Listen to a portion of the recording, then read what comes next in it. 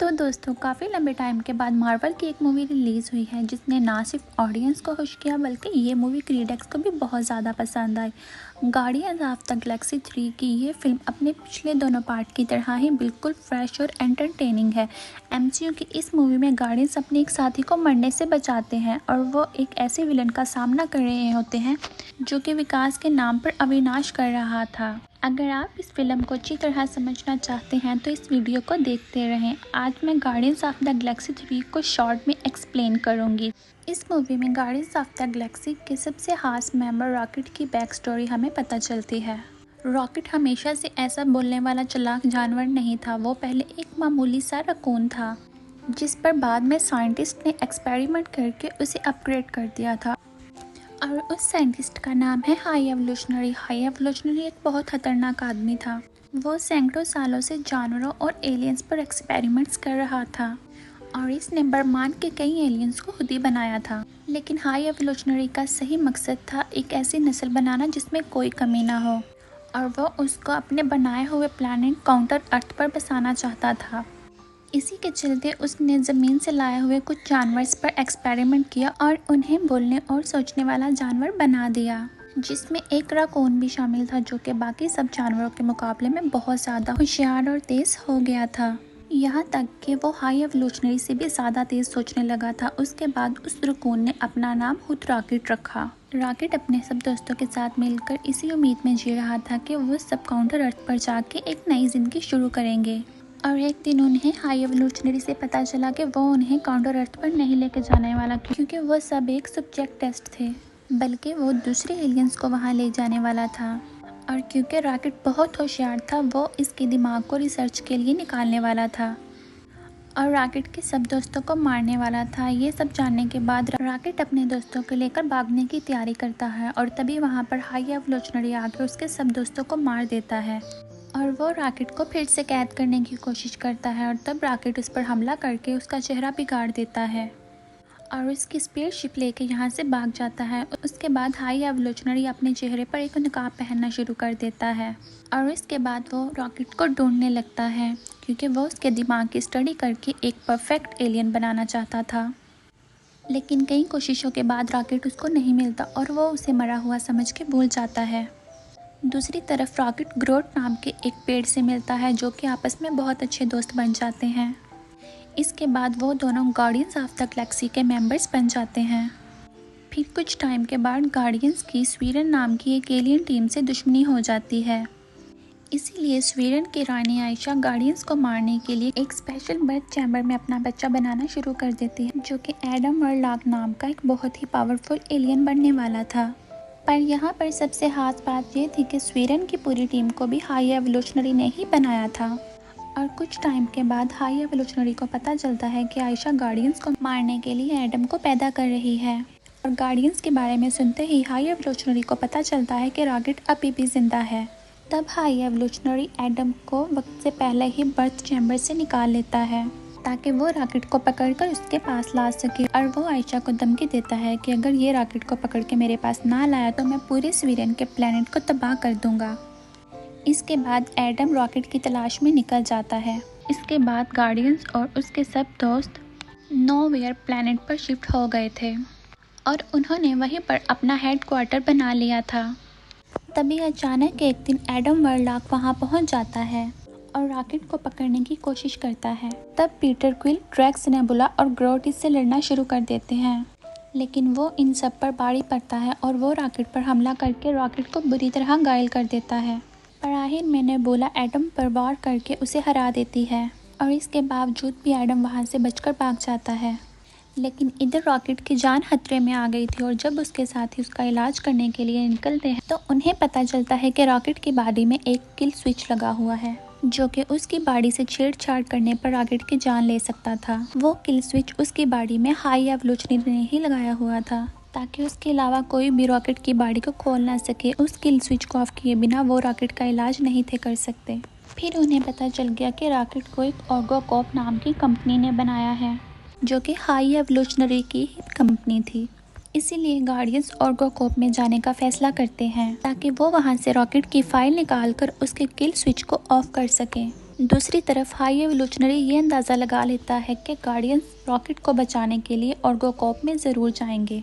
इसीलिए वो पहले ही अपनी कंपनी को उनके आने की खबर कर देता है ताकि वो उन्हें गिरफ्तार कर सके और वो रॉकेट को उनसे छीन सके। और वो सब ऑर्गो कॉर्प में जाने की तैयारी करने लगे और इस काम में नेबुला गमोरा से मदद मांगती है। पर ये वो गमोरा नहीं थी जो पहले गार्डियंस की टीम में हुआ करती थी और स्टार लॉर्ड से प्यार करती थी। ये वो वाली गमोरा थी जो कि एवेंजर्स एंड गेम में सन 2014 से 2023 में आ गई थी और वो थेनोस के खिलाफ हो गई थी। फिर थेनोस के मरने के बाद वो रेवेंजर्स की टीम में शामिल हो गई थी। ये गमोरा गार्डियंस के किसी भी मेंबर को नहीं जानती थी सिवाय नेबुला के, इसीलिए नेबुला उसे पैसे देकर यहाँ अपनी मदद करने के लिए लाई थी। और क्योंकि ये गमोरा रेवेंजर्स के साथ रह रही थी इसलिए वो डकैती करने में माहिर हो चुकी थी और ये उनका ऑर्गो कॉर्प का मिशन आसानी से पूरा कर सकती थी। फिर गमोरा की मदद से सब साथी आसानी से ऑर्गो कॉर्प में पहुंच जाते हैं और उस कंपनी के सोल्जर्स उनको पकड़ने की बहुत कोशिश करते हैं, लेकिन फिर भी वो किसी तरह से वहां से रॉकेट की फाइल निकाल लेते हैं। और फिर जब वो उस फाइल को चेक करते हैं तो उन्हें उस किल स्विच को ऑफ करने का कोई भी कोड उस फाइल में नहीं मिलता क्योंकि हाई एवोल्यूशनरी ने अपने असिस्टेंट थील की मदद से उस कोड को वहां से मिटा दिया था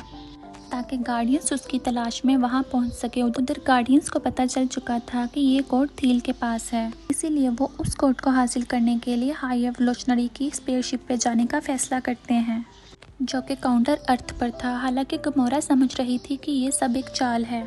वो वापस रेवेंजर्स के पास जाना चाहती थी, लेकिन बाकी सब लोग काउंटर अर्थ पर जाने से नहीं रुकते। अब क्योंकि रॉकेट के पास बहुत कम टाइम था इसीलिए वो गमोरा को वापस छोड़े बगैर ही लेकर चले जाते हैं।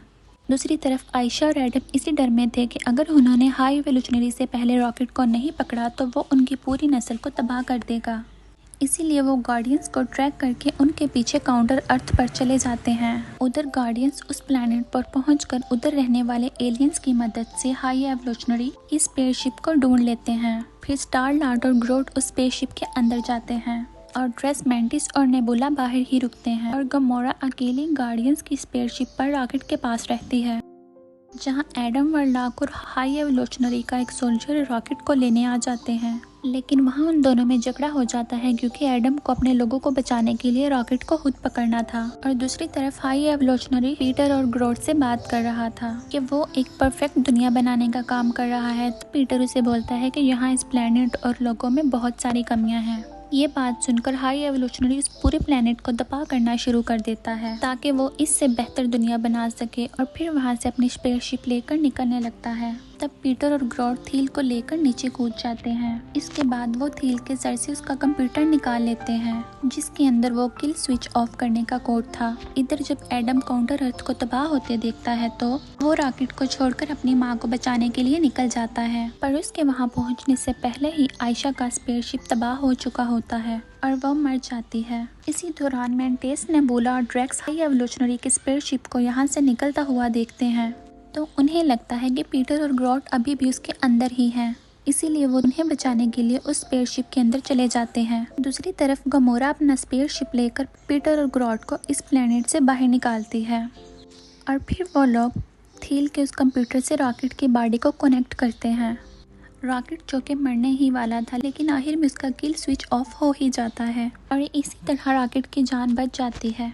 इधर मेंटेस, नेबुला और ड्रैक्स को स्पेसशिप में पहुंचकर पता चलता है कि पीटर और ग्रोट वहां से निकल चुके हैं और उन्होंने रॉकेट को ठीक भी कर दिया है। लेकिन फिर उन तीनों को उस स्पेसशिप में बहुत सारे बच्चे नजर आते हैं जो कि कैद थे। उन बच्चों पर हाई एवोल्यूशनरी एक्सपेरिमेंट कर रहा था। फिर गार्डियंस की पूरी टीम उन बच्चों को वहां से निकालने का फैसला कर लेती है और तब पीटर अपने दोस्त क्रेग लैन को पूरे नोवेयर प्लेनेट के साथ उस जगह पर बुला लेता है ताकि वो उन बच्चों को वहां से निकाल सके।